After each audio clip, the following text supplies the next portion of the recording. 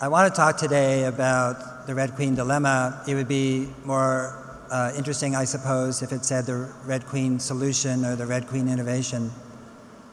But I use the word dilemma because as a writer, I find problems more interesting than vague solutions that are sort of projected blurrily into the future. And to me, the greatest spur to innovation is having a very clear, delineated sense of what problems are that we face. To me, they're the most exciting thing of all. And my background is not in energy or physics. I'm not a scientist, I'm a journalist, I'm an English major. And the wonderful thing about being a journalist is that you're paid to be stupid. That is to say, you're not supposed to know. You're supposed to ask. You're supposed to inquire. You are paid to ask stupid questions.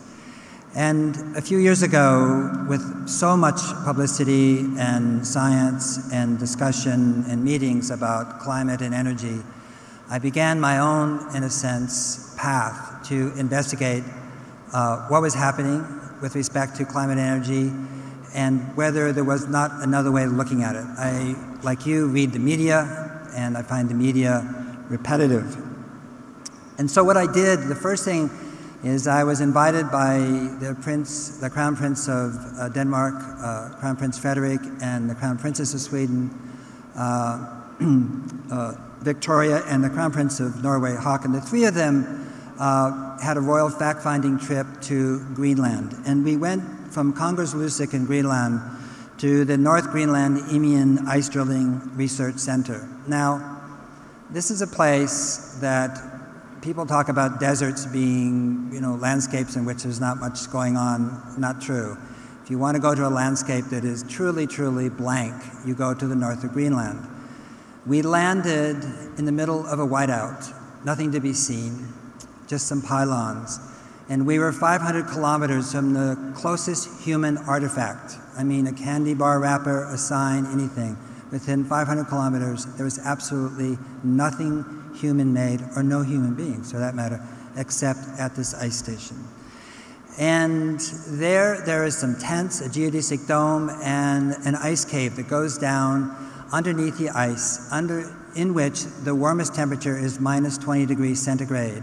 And there we have, there's a core, a drilling core, that goes down. Eventually this year it hit 8,500 feet, 2.5 kilometers under the ice. And what it was doing was going to the Eemian period. And the Eemian period was 125,000 years ago, and it was 2 degrees centigrade warmer than it is today. And it matches exactly the IPCC projections for climate change in 2050. So in other words, by going back in history 125,000 years, we were getting some sense of what it would be like in just 39 years from now. And by analyzing the oxygen isotopes and the impurities and the gas bubbles, you get an extraordinary sense of what was happening year by year by year. And these probes go way down. They use coconut oil for a lubricant. I don't know why. They come up. It's really quite extraordinary. And they run anodes and cathodes over them, and they get a readout of exactly what was happening year by year. The thing that impressed me about this is that when we were that far away from civilization, so to speak, every single thing that we had, every article, every piece of food, all energy was flown in on the C-130s provided by the Syracuse National Guard.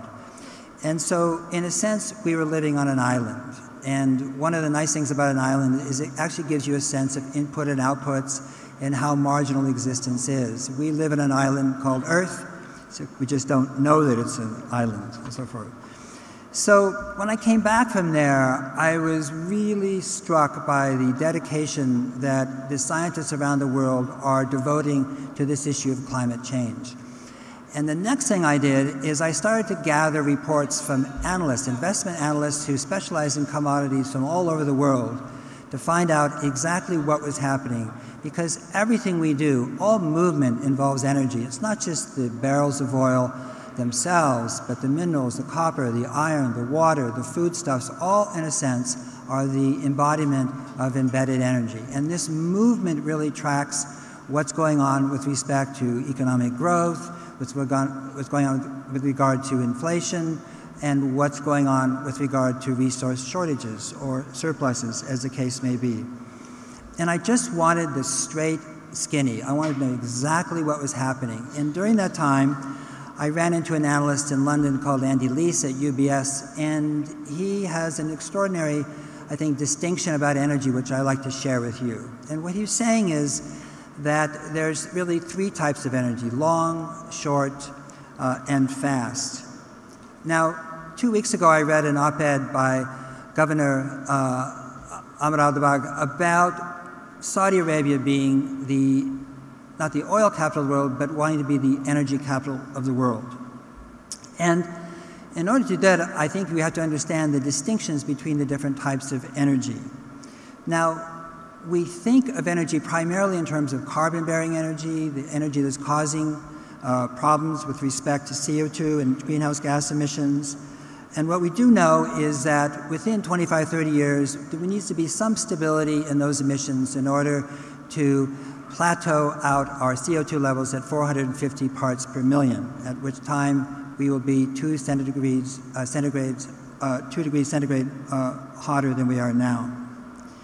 Now, at present, the world consumes 16 terawatts of energy, and there's almost 7 billion people. So we can divide 7 into 16, and what we get is that each person on Earth is using 2,300 watts per day. That's 23 100-watt light bulbs lit up all day long. Now, we know the United States is a 10,000-watt society. Saudi Arabia is an 8,000-watt society. But the question is, what would it do?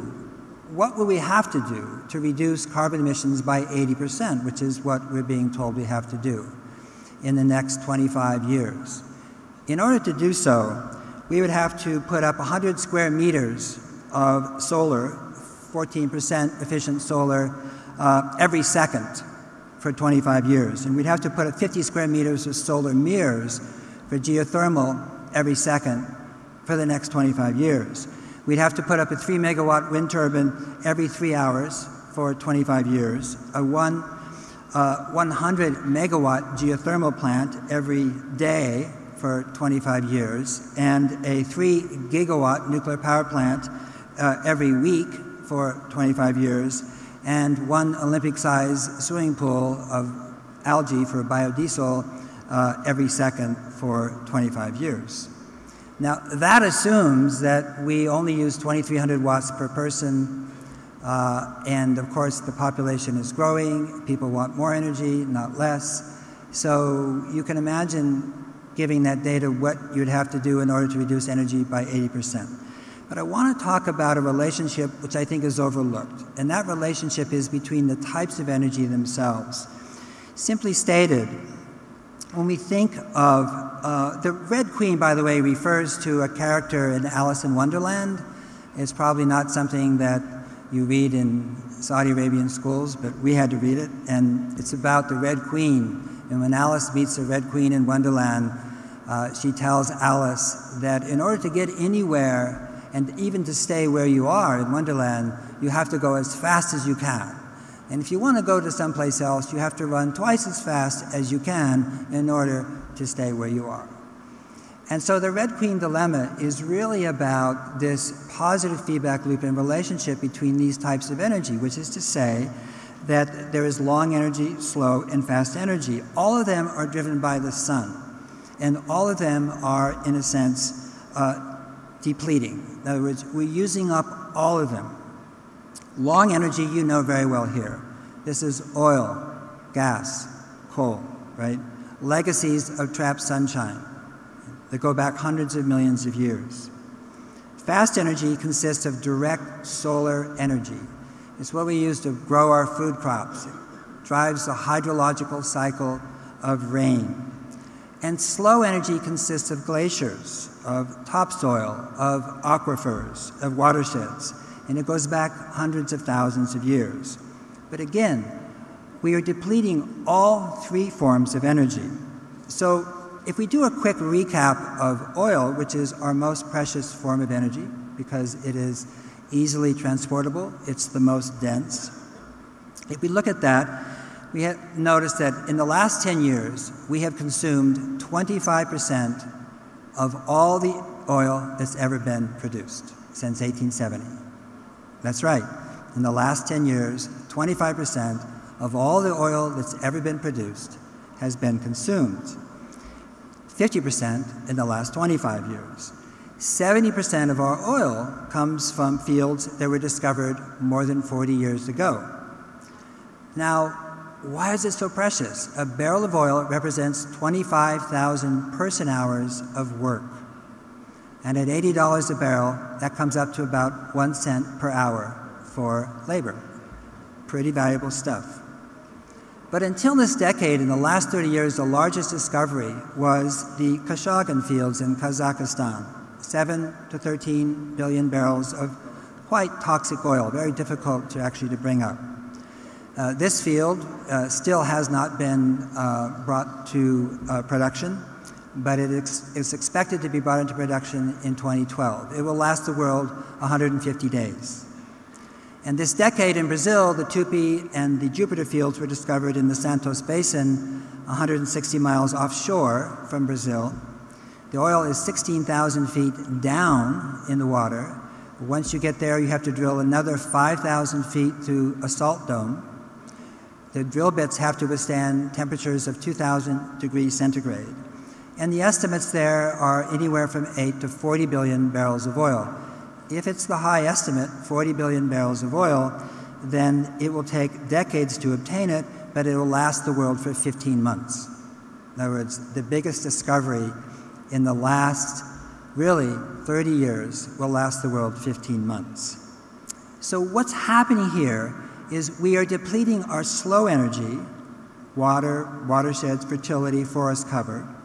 And to make up for it, what are we doing? We're using more of our long energy in the forms of fertilizers, diesel fuel, coal-generated electricity to drive the pumps to go down deeper into the boreholes to bring up the water from the aquifers, which is the slow energy. When we use more long energy, we have real issues of greenhouse gases and climate change, which diminishes crops, it melts glaciers, it dries out our forests. If we try to make this up by biofuels, it depletes soil, water tables, ocean fisheries due to fertilizer runoff. In other words, we are trying to use each type of energy to subsidize the depletion of the other. And the problem with that is that as we do so, we have to go further and further down or out to get that form of energy.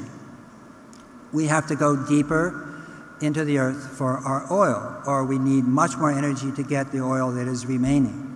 We have to go deeper into the earth for our water to replace glacier melt. We have to go further out to sea to get our fish.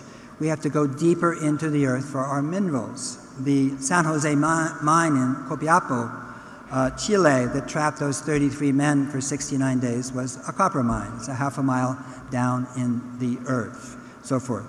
So what we're seeing is lower grade ores take more energy, right?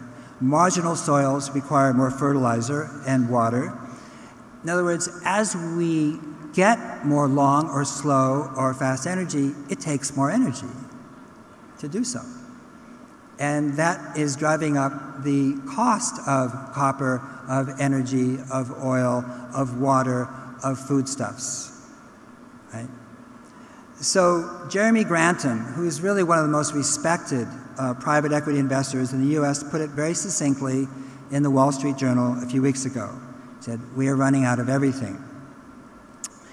Now, there are some really key points here, but the most important one is this. Once you begin to use more to do the same thing or even to get less, you have reversed the formula for industrialization. Productivity does not go up, it goes down. Income goes down, growth disappears. Just as the Industrial Revolution was a positive feedback loop, so is the Red Queen dilemma, but it goes in the opposite direction. The last 200 years of growth was fed by a steady decline in availability of energy. In the price of energy, not just technology. And we have to now imagine, how do we create a future where the cost of energy goes up and up and up? How do we improve prosperity, eliminate poverty, and progress in that regime? Well, we live within governing systems that are thus far not connecting these dots at all. In fact, you do not hear these dots even connected by the IPCC. Its focus is on carbon. But it's important, as important it is for the world to solve these different problems, water, energy, food, we also have to understand and see that the solution really is a system, that one thing constantly leads to another. So mandatory reductions in carbon emissions, as logical and as well-intentioned as it may be, is not a solution. It's the economic equivalent of asking people to breathe less. On the other hand, though, the UN absolutely has it right in that we cannot solve this problem as separate nations, or even as regions. Because in the process, as we move to lower grade ores, as we go deeper for water, as we go to marginal soils, as we drive up the price of oil and other valuable dense forms of energy, putting aside whether we should be burning them or not, the fact is it costs more and more to do less and less. In other words, that kilogram of copper, that kilogram of wheat, that acre foot of water, all those things cost more and more, and the amount of money we spend on energy goes up and up as a percentage of GDP. My point is that the energy challenges that we face, not only include supply and climate, but they include this very complex way that energy interacts within the global system and these three types of energy. Now, you're probably thinking, or maybe you're not, but I always am, well, what's the solution? You've painted the problem. And I do think about it. I think about it a lot with my colleague, Janine Benyus, who is a biomimicry, the inventor of biomimicry, the term, and the author of it. I think about it in terms of biology, because I don't think we can really solve our problems until we start to think of ourselves as a living system. And that within living systems, there's extraordinary interactions and answers that I think can be of help to us. It could be said that all of the life sciences are an exploration of how one thing is connected to the next thing. It is the erasure of separation. It is the identification of distinction. And to me, this means we have to act as a living system. Socially, we talked about social network. Maybe that's happening, I don't know. Industrially, and certainly governmentally. And we can't solve this dilemma as individuals, because the world that we are, that we have, the world that we're creating, isn't knowable by any one of us. We just can't know it. It's why we're here. It's why we come together. It's why we mix it up. It's why we have conferences and emails and business cards and iPads and breakouts. As Professor Matt Ridley of Oxford pointed out, we come together as we have and will in these 3 days so that ideas can have sex.